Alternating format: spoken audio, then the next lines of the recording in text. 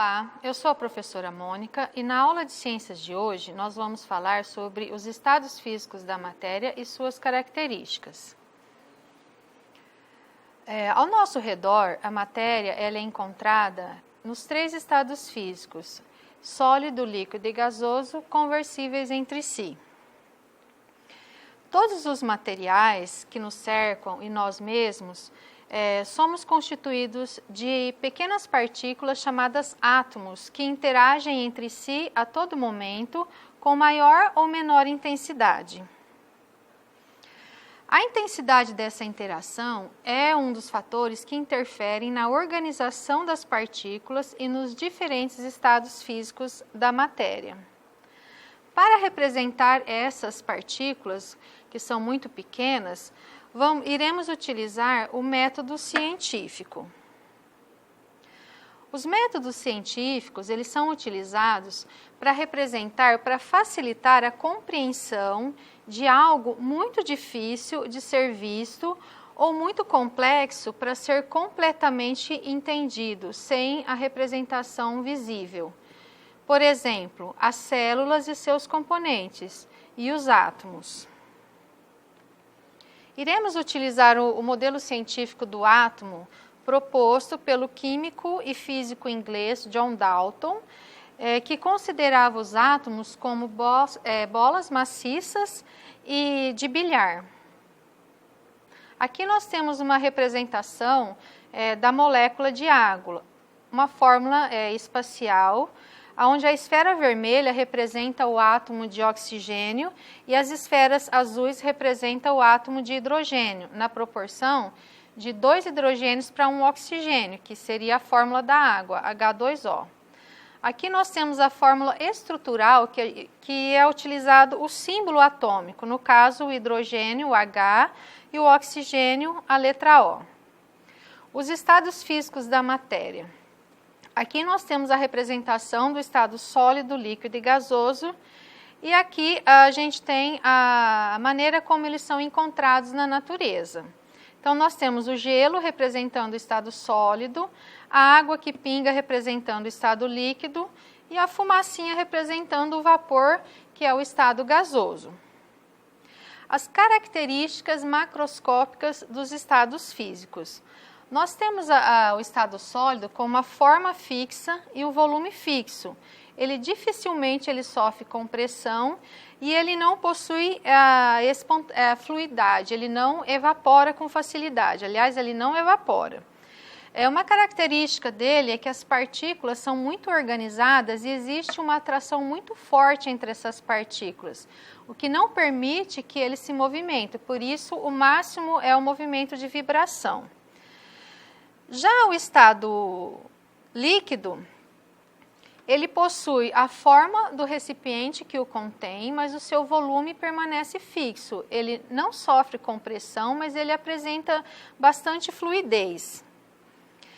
As suas partículas, elas apresentam uma menor atração entre elas. E o fato dela apresentar essa pequena atração permite que ele tenha algum movimento, então ele apresenta movimento. Já o estado gasoso, as suas partículas, elas apresentam, no caso, a forma do recipiente e elas conseguem se expandir, elas ocupam todo o espaço do recipiente, então o volume não é fixo. E por ela ter essa propriedade, ela consegue ser expandida e comprimida. As suas partículas, elas apresentam uma total desorganização e uma pequena atração, ou quase inexistente, entre essas partículas, o que permite que exista uma grande liberdade de movimento. Agora a gente vai falar sobre as mudanças dos estados físicos da matéria, né? A gente tem um estado sólido, líquido e gasoso, mas quando a gente aumenta a temperatura ou diminui a temperatura dessas substâncias, no caso a gente está dando um exemplo da água, que é um exemplo mais fácil de compreender, a gente consegue alterar o estado físico dessa matéria. Então, se eu aquecer a substância, aqui nesse esquema, né, tem as setinhas, né, e olhando as setinhas você consegue perceber que é um sistema de de reversibilidade, ele vai e volta, né? É só você alterar a temperatura.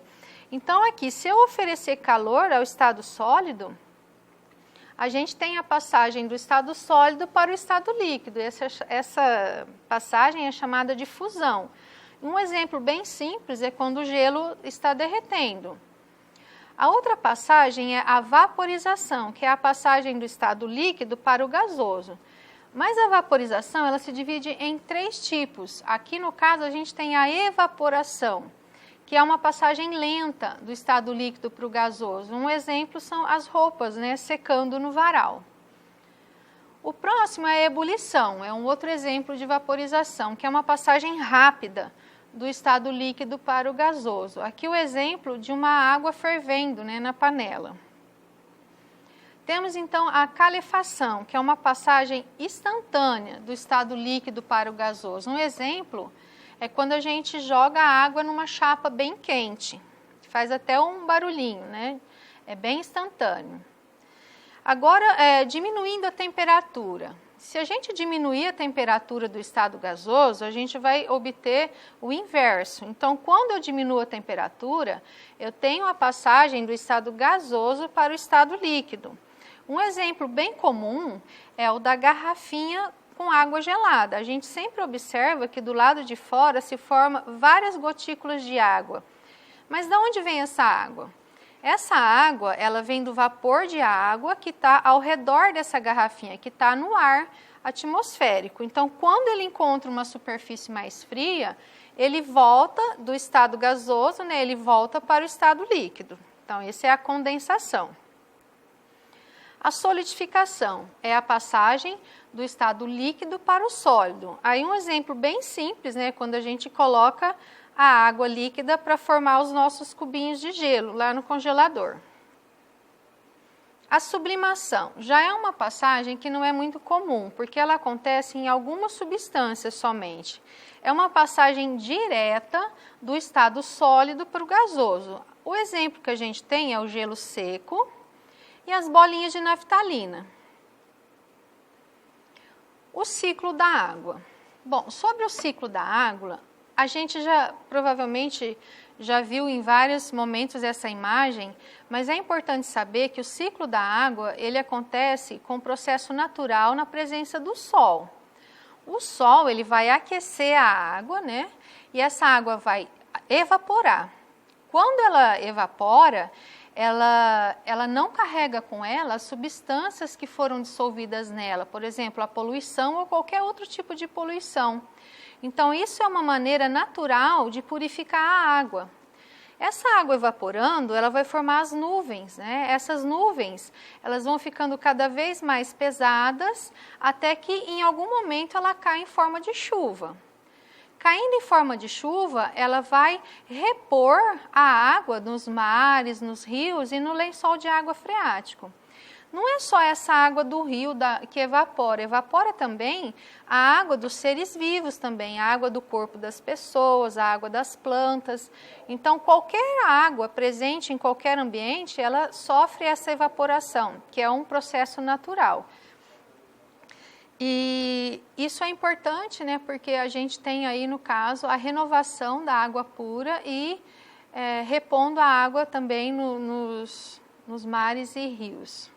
Pessoal, agora nós vamos falar sobre as características específicas de uma substância. Essas características, elas são para substâncias consideradas substâncias puras e elas não mudam, elas são constantes. Então, nós temos aí o ponto de fusão, de ebulição e a densidade, que são propriedades físicas da matéria que nos possibilita identificar uma substância. O ponto de fusão da água pura é de 0 graus Celsius, a temperatura que ela passa do estado sólido para o estado líquido. O ponto de ebulição da água pura é 100 graus Celsius, a temperatura que ela passa do estado líquido para o gasoso. Já a densidade é a razão entre a massa e o volume dessa substância. Para a gente determinar o ponto de fusão e ebulição é muito simples, basta a gente medir a temperatura em que ocorre a transformação de uma fase em outra. Já a densidade, ela precisa de um cálculo. Ela precisa dessa fórmula. Eu tenho que dividir a massa dessa substância em gramas, dividida pelo seu volume, que é o volume que ela ocupa no espaço, em ml. Aqui nós temos um exemplo do que seria a densidade. Nós temos 3 cubos do mesmo tamanho, mas um está flutuando, o outro está quase submerso e o outro está totalmente submerso. Se eles são do mesmo tamanho, por que eles apresentam comportamentos diferentes? Então, a gente pode notar que o que determina isso, na verdade, é o material do que essa substância é feito. E se você fizer o cálculo de densidade, cada um desses materiais vai ter uma densidade diferente. Por isso, a gente fala que a densidade é uma característica específica da matéria. Aqui a gente vai falar agora sobre a influência da pressão atmosférica na temperatura de ebulição. Só para recordar o que é a pressão atmosférica. A pressão atmosférica é o peso que o ar faz sobre nós, ou seja, ele exerce uma pressão sobre os corpos. E quando a gente está ao nível do mar, que é essa posição mais baixa, a pressão atmosférica sobre nós é maior, porque existe mais quantidade de ar sobre nós.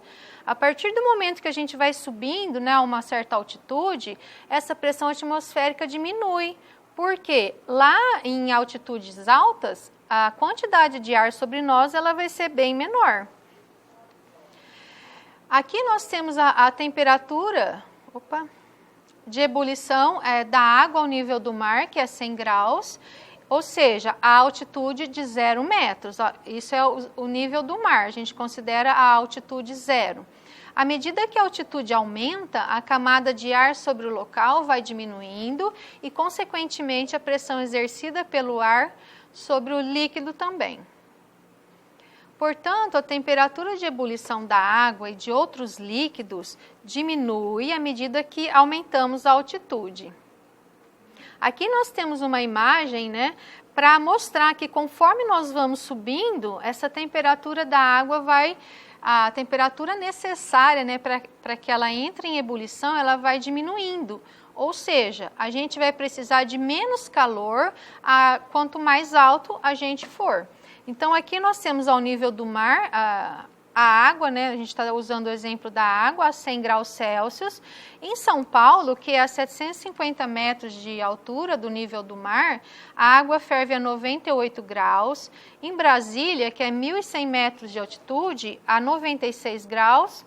E em La Paz, né, que é 3.800 metros de altura, a água vai entrar em ebulição em 87 graus Celsius.